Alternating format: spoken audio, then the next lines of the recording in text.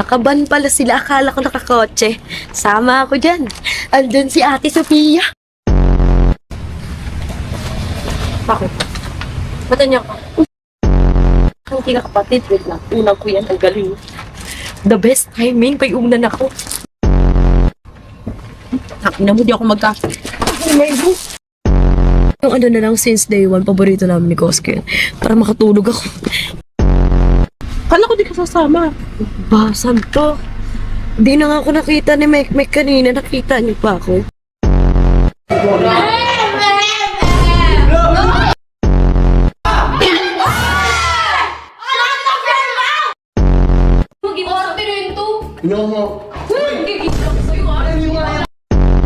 With Koske. Sino yun? Alam mo ba, si Sophia? Ayun, nagawa na nag-iisa. Nagpapatibok ng hearty ko.